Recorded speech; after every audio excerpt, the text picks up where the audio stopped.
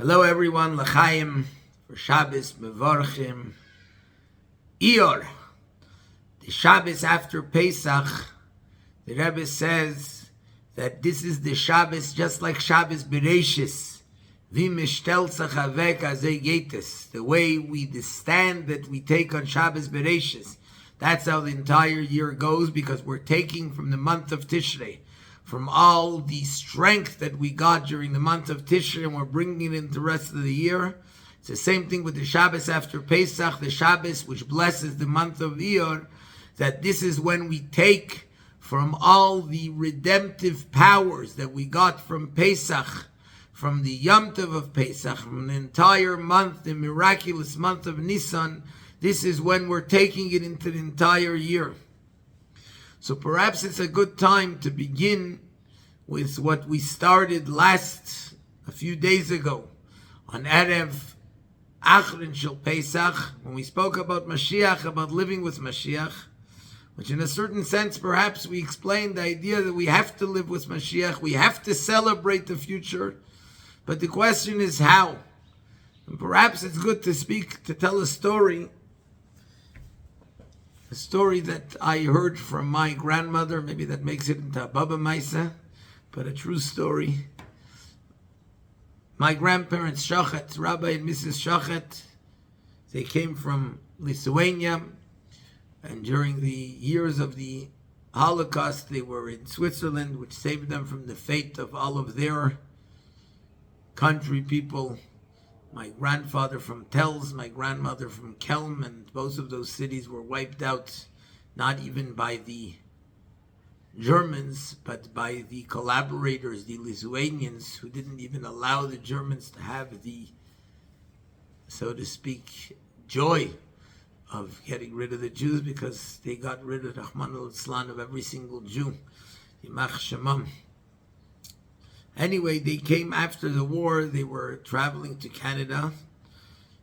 They didn't have much. They sold everything they owned, and they had $100 at that time. And they were carrying a suitcase which was stolen during the travels. So they arrived in Toronto with nothing to help them out. And the Rebbe instructed at that time the Lubavitchers that were there to help them out and to help them settle. So they managed, they got a house which was what we call a written off, a house which was for foreclosure. It wasn't meant to be used at all. There was no electricity, no water, but it was a house. They had, at that time, their 7 children, and they lived in that house. My grandfather became friendly with his neighbor, Rabbi Elio Lipsker, who, at the Rebbe's behest, helped him a lot to get settled, etc. He became then, my grandfather, the rabbi in the Ostrach Shul in Toronto. And one day Rabbi Lipsker comes to him and asks him for a favor. Rabbi Lipsker's daughter, Batsheva, she got scarlet fever. Scarlet fever in those days was achas dase. And he wrote to the Rebbe, and the Rebbe said, you should make a Suda Seidah. Make already now a Suda, a meal, a celebration, celebrating her healing, celebrating her recovery. And so he said he wants to make on Shabbos a Kiddush, but his shul is too small. Do you mind, by the time we as Lubavitchers finish davening, you guys already long finished, can we use your shul? My grandfather said, sure, use the shul for the Kiddush, but probably I'll be sitting there if you don't mind, if it doesn't disturb you, because after I finish the meal, I'll come to shul to learn. So it comes out that he then was able to observe for the first time in his life, he was able to observe a Chassidische Farbrengen, which was a very Lebedike Farbrengen. They said L'chaim, and they danced, and they sang, etc. the end of the Farbrengen, my grandfather calls over Rabbi Lipsker and he says, you guys are one of two things.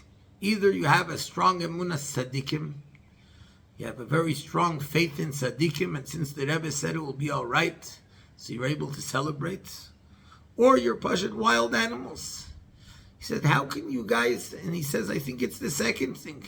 How can you guys sit your daughter's on her deathbed in the hospital and you're dancing and singing like this?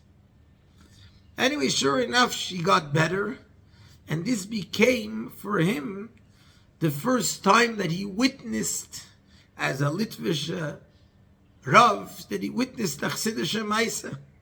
And he was very moved by it. It had a strong impact on him.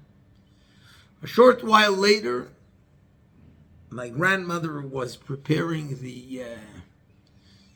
she used to have to cook the water because there was no hot water in the house. There was no electricity, so she cooked a big pot of water till it boiled, and then put the pot in the room where she would do the laundry, and went around to get all the clothes in the house. And in the meantime, one of the children went in with the baby, and they were playing wild, and the baby fell into the boiling hot pot of water. She got 3-degree burns all over her body. Now, they didn't have a telephone, so they ran to the police station asking the police to call the ambulance, and they took her to the hospital, and the doctors were very skeptical about any chance of survival, of recovery. My grandfather went to the police station and he asked them to place a long-distance call, and he called up New York. He called up the Rebbe's office, and the Rebbe came on the line. When the Rebbe came on the line, the Rebbe spoke about how's it going in Toronto, how are you settling, how are the things, your job as rabbi, etc., and barely gave any mention to this story, to what was happening. The Rebbe just said, sort of, you do what you have to do, and Hashem will do His.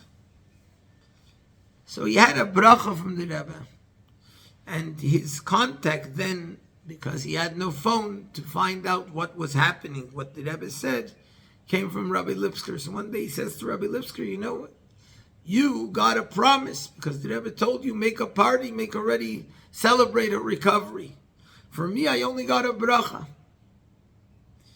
The next day, Rabbi Lipsker comes and says the Rebbe's secretary called and said you should make a kiddush. So he grabbed Rabbi Lipsker by his lapels of his kapot. He said, "You're lying." He says, I would never lie about such a thing. What did the Rebbe say? Make a kiddush. And the Rebbe, in fact, said that my grandmother was a Litvish woman. She should prepare the kiddush with her own hands. And this will celebrate her recovery already. And sure enough, they made a kiddush in the shul. And later the Chassidim came to their house to Farbrengen. It was a very lebedik, a very joyous Farbrengen. And sure enough, after many situations happened, there was other things in the middle. But in the meantime, she got better. She got better. And Baruch Hashem, not only that, the doctors thought she wouldn't be able to have any children. And Baruch Hashem, she had 15 children. I think she stopped counting after. But what's the idea of this story, besides, of course, the Rebbe's bracha? The Rebbe is telling us, you look and you see in the world a darkness, because that's what it seems like. The doctors are saying there's no hope. The doctors are saying there's nothing to talk about. Not only trust, not only believe, live that future already. Live that reality of what is going to happen to the extent that you could celebrate it now. And this idea, this is what's going to bring it down, this is what's going to make it real. In general, the Rebbe tells us the world the way it really is, the truth of the world.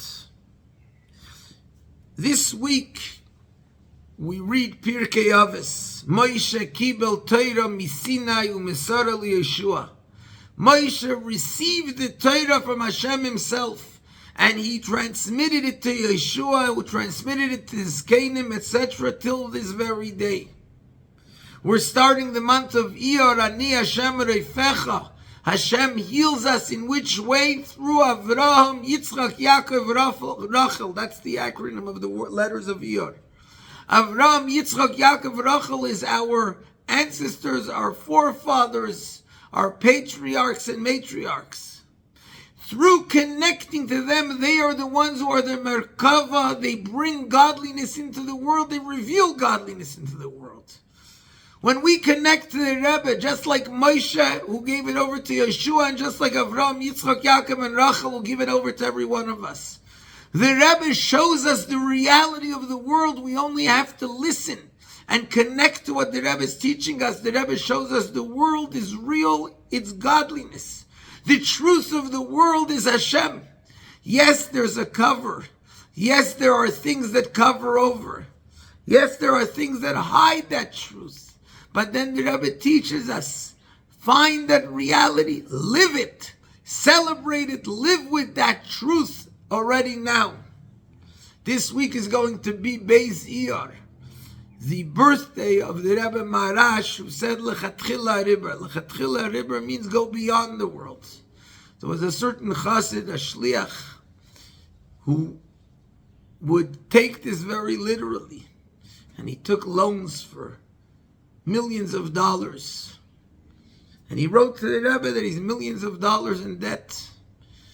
And the Rebbe said to him, and the Rebbe in fact said it by a Fabrengen, the Rebbe said, Lechatchila Ribber is not to take a rocket ship and just go up to space without a way of being able to come back down. When a person does Lechatchila Ribber, the Rebbe said, this time I'll take it on myself, I'll make sure that it happens. And sure enough, the Rebbe gave him a bracha which was fulfilled, and everything was paid back. But the Rebbe said in the future, don't do it in a way that you can't come back down into the world. The idea of the Acharei Mois Shnei Bnei Aaron in this week's Parsha, the two sons of Aaron, they had a ratzu without shuv, meaning they saw only the spiritual worlds, they weren't able to draw it down into the world. The idea that the Eibishter wants from us is to be able to bring it down into the world, which means that there's some very high concepts. The realization of Moshiach, that Moshiach is a reality, that the world is really a good world, that godliness is really what controls the world. That's the truth, but it's not enough for us to know it in a spiritual way. We have to draw it down into our regular day-to-day physical lives. Because that is the reality, despite the fact that we're in a dark time. In the Avodah of Yom Kippur, which it speaks about in this week's Parsha, it speaks about the highest day of the year, the holiest day of the year. The day that the Kohen Gadol, the holiest Jew, would go into the Kodesh HaKadoshim, the Holy of Holies, the holiest place. It's the holiest day of the year, going into the holiest place by the holiest person in order to bring atonement for the entire Jewish people. And yet, what does the Torah continue to speak about? Which we read every year by Mincha of Yom Kippur. The worst sins, the worst transgressions possible. Acharei is the idea of illegitimate, of improper relationships in the worst types. And a person might think, what's the connection? These are two opposites. And the Rebbe explains, no, actually it's the opposite when it comes to Mincha of Yom Kippur. The highest time of Yom Kippur, the holiest time of the year.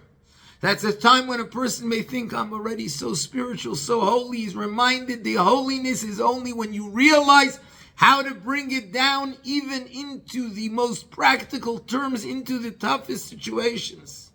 And even when a person can find himself in a situation where he has to deal with the lowliest things, and he thinks, what connection do I have to the Holy of Holies, to the Kohen Gadol, to Yom Kippur? And he's told the opposite. Specifically, you who is in the lowest place have that power to see that truth of the world. The truth of Emes Havaya Li'olam, that the truth is godliness. And this is something which we have in today's time. In our time, on one hand, we're dealing with the darkest situation with the darkest time seemingly for the Jewish people and for the world.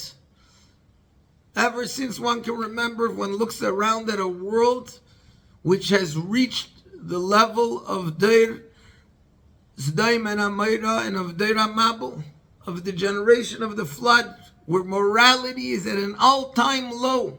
The belief in the one God that controls the world is something which is mocked. The darkness that there is in the world of people is not just something that we say, but we see it, how they're trying, chas v'shalom, God forbid, to destroy us completely, to wipe us off the map. And in the free countries of the world, what are people doing? Anti-Semitism is at an all-time high in places where one would have thought it's impossible to find it. And today this is the regular, this is the norm. And a person may think, how can I connect? How can I live in such a world? And the Rebbe says this is what we see in Parshas Acharei. It's specifically at a time like this that we realize the truth of the world is Moshiach. The truth of the world is a world where the entire world recognizes Hashem. The truth of the world is a world where even the nations of the world are all standing together as one, serving Hashem. And yet our job and our possibility is that even in this darkness, because that's what it's all about, to bring it in even into the darkest place, we can live that truth. We can live in our lives personally, even when there's a Yetzer Hara, even when things are hard and things are tough, and when it seems hard to do the right thing. We can live that reality, and not only live it, but celebrate it with the greatest simcha. And through that, we'll dry it down. That already this Shabbos, the Shabbos after Pesach, already on Friday, on Erev Shabbos, we should see it with our own physical eyes, the complete and final Geula, when Hashem takes us all to Eretz Yisrael, to Yerushalayim, Ira Kodesh, to the third Beis HaMikdash. And all of us together will all be blessed with all of Hashem's brachas, in the open and revealed goods, not only spiritual brachas, but in the physical world, in everything that we may need. We'll have all the brachas possible, and from there go together and dance together. Already now, when we already feel that joy and simcha of the coming of Mashiach, and from that we'll all come and dance together to Yerushalayim Ira Kodesh, the Beis HaMikdash HaShlishi, immediately now. A good Shabbos, a happy Shabbos, a Geula Dike Shabbos, and may we all be blessed with all the brachas possible.